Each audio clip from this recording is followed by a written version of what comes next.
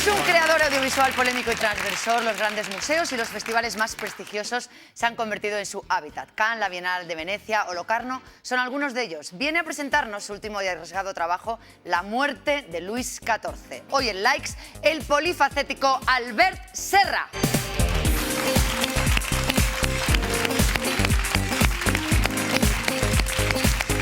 Bienvenido, Albert. Gracias. Siéntate aquí, por favor. Bueno, vamos a hacer un resumen del periplo de la película hasta ahora. Mejor film internacional del Festival de Jerusalén, se ha proyectado en el Festival de Nueva York, en de Nueva Zelanda. La película no ha parado, vemos aquí un tuit de Toronto a Nueva York, de Nueva York a Londres, para ir a Bordeaux, así hasta Honolulu.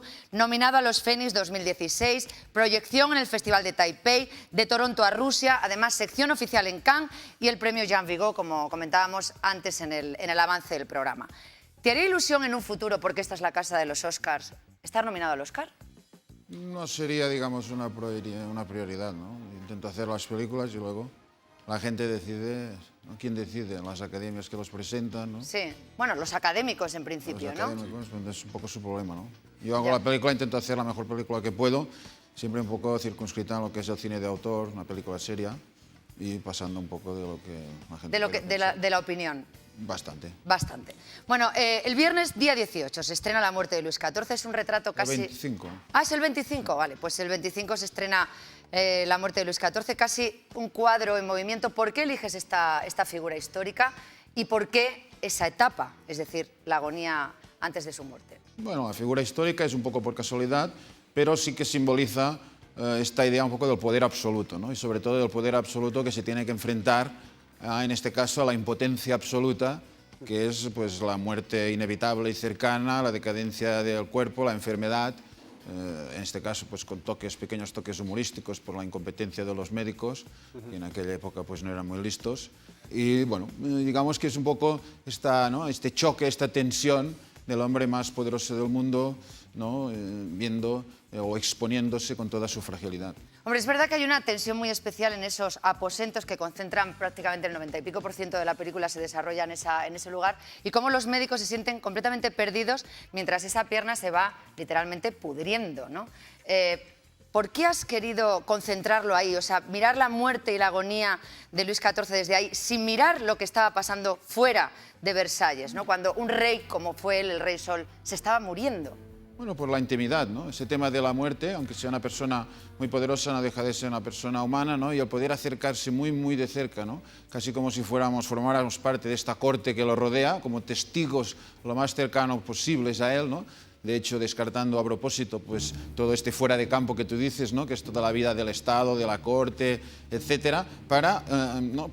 realmente compartir su punto de vista, ¿no? En la película, él, excepto un momento que se va un poco con la silla de ruedas y los médicos continúan hablando, está en todas las escenas de la película. Quiere decir que la información que tenemos nosotros como espectadores es la misma que tiene él, ¿no? Entonces compartimos muy, muy de cerca su vivencia y, bueno, tan de cerca que esto, ¿no? Que la impresión que nos hace la muerte, incluso mucha gente dice que a pesar de ser un personaje histórico muy lejano, coincide mucho con la aproximación de la muerte que hemos tenido más o menos todos, ¿no? Con parientes o con quien sea. Sí, yo creo que el gran logro de la película, de esa construcción, es que tú te sientes en muchas ocasiones dentro de esos aposentos, mirando a esos ojos pequeños, ¿no? de Luis XIV. Vamos a ver un avance y seguimos charlando de esa fantástica construcción.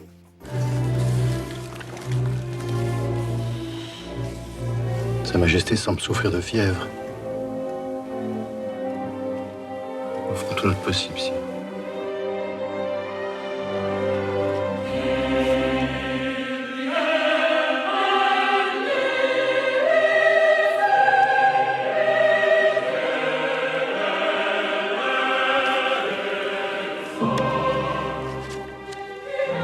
Rendez à Dieu ce que vous lui devez. Soyez en paix avec vos voisins. Faites-le honorer par vos sujets. Tâchez de soulager votre peuple. Mon enfant, vous serez un grand roi. En alguna entrevista he leído que hablabas del retrato de la banalidad de la muerte, pero en este caso es la banalidad de la muerte de un rey y de un gran rey, además, ¿no? Bueno, es la originalidad del planteamiento, porque normalmente en las películas la muerte siempre es tratada, pues esto, como un gran gesto, ¿no? De manera muy dramática, como un último momento, paradójicamente, ¿no? Parece la muerte como una afirmación de la vida, ¿no? Una última frase, un último gesto, un último resumen, ¿no? Y verla realmente despojada, pues, de casi de todo atractivo, ¿no? En toda su banalidad, como tú has dicho, en toda su crudeza, en todo su, también, ¿no? En todo su aburrimiento, casi, ¿no? Es algo, sobre todo, aplicado a una figura histórica tan importante que no se ve a menudo, ¿no? Se tiende, pues, a darle el drama natural para que entretenga, ¿no? Y es quizás lo chocante y lo bonito de la película, o lo inédito, ¿no? Que no podemos ver tan a menudo. ¿De qué te ha servido, Albert, para construir desde esos aposentos, esas charlas, frases? Creo que hubo 2 testigos reales, ¿no? que te han servido para construir esta historia. Sí, el punto de partida son memorias de escritores franceses, memorialistas o cortesanos de la corte de Luis XIV, y a partir de aquí, pues, un guión bastante no, casi diría totalmente fiel a lo que conocemos de lo que pasó en esa habitación los últimos 15 días. Evidentemente, pues, con licencias poéticas a nivel de diálogos, que son todos, pues, inventados, o la gran mayoría, de pequeños detalles, un poco de dirección artística, evidentemente. Empezamos a recrear esta habitación, que se parece un poco a la de Versalles, que podemos ver aún hoy en día, pero que, bueno, que no lo es exactamente porque la recreamos absolutamente de cero, ¿no? Pero con la idea de que fuera realmente una habitación habitada, ¿no? Que es un poco, no es tan fácil, ¿no? Muchas veces con películas históricas tenemos la sensación, ¿no? de que son actores interpretando, ¿no? Y que están allí como sobrepuestos, ¿no? En el decorado. Y que realmente se hubiera este contacto físico, ¿no? Orgánico con el decorado, con todos los elementos, ¿no? Y que tuviera, pues, con el movimiento mismo, con el tiempo, ¿no? Un tiempo un poco pausado de la película, pues, ¿no? Es lo que le da esta vida y este ritmo un poco coherente con el tema de la agonía, ¿no? Sí. Yo he leído en alguna entrevista que tú crees que no está muy balanceado la importancia que se le da a la técnica como a la que se da al trabajo del actor. Y en esta película, yo no sé, yo creo que está precisamente muy ajustado todo.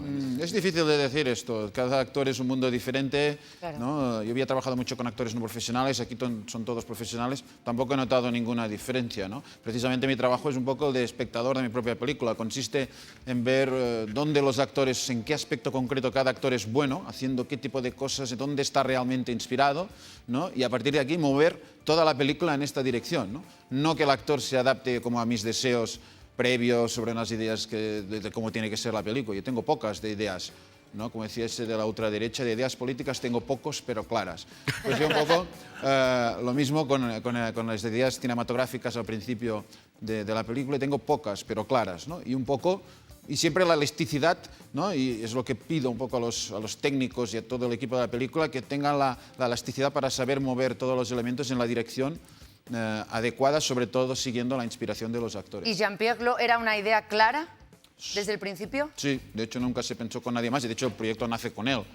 ¿No? Y es que nunca se planteó que se pudiera hacer el proyecto con otra persona porque estaba ligado a su persona. Pensado en él. Es curioso porque con los ojos de alguien actual, la apariencia de la gente en ese momento es excesiva y contrasta con el momento de muerte en el que uno se despoja de tantas cosas, y lo ves con estas pelucas que son aparte muy fidedignas, porque en aquella época todo era muy excesivo, en contraste con lo que pasaba afuera, ¿no? Eso son todos los temas de la película. La muerte, cuando tú ves la muerte como representación frente a los otros, que evidentemente, y él todavía más, ¿no? Como hombre público, pues la vive de una manera concreta, pero en la intimidad, es decir, en la soledad más absoluta, no se vive, no se piensa exactamente, ni se tienen los mismos gestos y se tiene otro tipo de aproximación, otro tipo de violencia, otro tipo de complejidad, ¿no? Que no es la simple, pues la de proyectar un personaje, ¿no? Que todos más o menos tenemos que hacer, pero él todavía más, ¿no? Él vive esas 2 realidades, ¿no? De ser el rey, además esa peluca que... Os diré algo, nunca te resulta estridente, ¿eh? En ese ambiente y tal y como está ambientada la película. Posiblemente llena de piojos, habría que decir. Bueno, probablemente.